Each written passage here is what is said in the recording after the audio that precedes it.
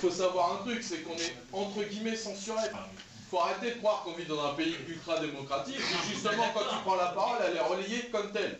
Nous, on se bat contre le projet de loi du gouvernement qui veut éclater encore plus le système ferroviaire.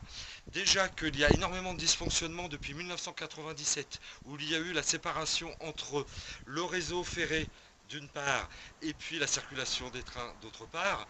Et là, le gouvernement veut faire pire en éclatant le système en 3 entreprises, ce qui va encore multiplier les dysfonctionnements et donc dégrader le service public de voyageurs et de fret aux usagers. Également, le projet de loi en fait, prévoit l'abrogation de notre réglementation du travail. Et en fait, c'est quand même extrêmement grave. Nous assurons un service public 24 heures sur 24, 7 jours sur 7, parce que nous avons des devoirs à assumer, ce qui est tout à fait normal, avec des contreparties en termes de nombre de jours de repos, d'amplitude d'horaire de travail et de repos journalier, qui sera complètement remis en cause. Et derrière, c'est la sécurité des circulations ferroviaires qui serait impactée. Déjà, notre réglementation du travail actuelle apporte un certain nombre de contraintes donc, que nous sommes prêts à assumer, comme 6 jours de travail consécutifs, ce qui fait au maximum 48 heures par semaine de travail. Et le fait d'abroger cette réglementation du travail pour partir sur une réglementation encore pire, telle qu'elle est prévue, à savoir par exemple qu'on aurait uniquement 25 repos périodiques doubles, c'est-à-dire 2 journées consécutives de repos à la maison, signifierait par exemple qu'on travaillerait un week-end sur 2. Voilà. Donc derrière, il y a aussi une vie de famille qui serait complètement cassée. Il faut absolument que la réglementation du travail allie le fait qu'effectivement on assure toute la production pour que les trains circulent, mais aussi des temps de repos, qu'ils soient journaliers, de repos périodiques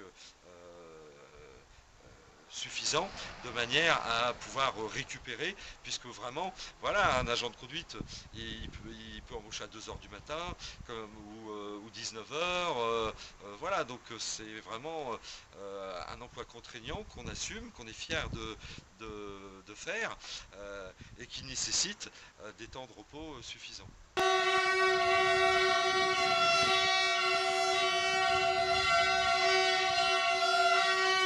Quand il dit qu'il veut réunifier le système ferroviaire, au contraire, il veut l'éclater en 3 entreprises distinctes qui multiplieraient encore plus les dysfonctionnements que les usagers peuvent déjà subir actuellement. Donc, loin de régler les problèmes, au contraire, le projet de loi va les aggraver, va donc détruire le service public, alors qu'au contraire, nous voulons revenir dans une seule entreprise, dans lequel seraient intégrés tous les services cheminots, de manière à ce qu'il y ait une complémentarité, une mutualisation des moyens. Par exemple, actuellement, un agent de conduite fret ne peut pas conduire un train de voyageurs, même s'il est disponible, et pourrait remplacer, par exemple, un agent malade. C'est-à-dire qu'aujourd'hui, un train qui n'a pas de conducteur voyageur, s'il y a un conducteur qui, lui, peut être du fret, ils ont le même métier, mais il ne peut pas emmener les voyageurs au travail. C'est exactement cela, parce qu'en fait, avec la séparation déjà actuellement des activités, la direction a cloisonné les agents dans des services différents, ce qui en plus génère des coûts supplémentaires. Donc nous, on trouve ça complètement absurde. L'image de la SNCF aujourd'hui, ce sont toutes ces machines-là qui sont en train de mourir sur le triage de Sotteville, que la direction est en train de laisser pourrir et abandonne sur le triage pour après les désosser, alors que ce sont un bien public qui justement doit servir à la fois à la relance du fret ferroviaire. On en a besoin, tous les pouvoirs publics nous parlent d'environnement à longueur d'années, alors qu'en fait aucune mesure concrète n'est prise pour une relance du fret SNCF dont on a tous besoin pour désengorger les routes qui sont remplies de camions. Et non, la direction préfère mettre à la casse des machines qui sont, pour certaines d'entre elles, garées bon état et qui pourraient demain tracter des trains. On va passer au vote pour la reconduction de la grève jusqu'à lundi 9 h. Donc qui est pour? Qui est contre? Oui, non, c'est bon, c'est bon. Qui s'abstient? 1, 2, 3, 4. On était 65 votants. 61 pour la reconduction du mouvement de grève jusqu'à lundi matin 9h. Pas d'AG ce week-end. 4 abstentions. 0 contre. Pas d'AG ce week-end. Qu'est-ce qu'on fait pour les bacheliers lundi alors? Bah, si, Posez la question au gouvernement. alors Si le gouvernement retire son projet de loi, nous saurons prendre nos dispositions. Bien.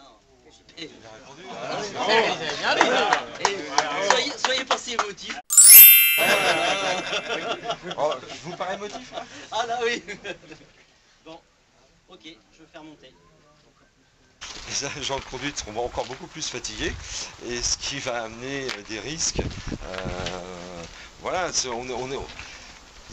la plupart des métiers à la SNCF sont des métiers directement liés à la sécurité, et c'est clair que le nombre de repos est directement lié au maintien d'un bon état physique des agents pour que la conduite des trains se fasse en toute sécurité.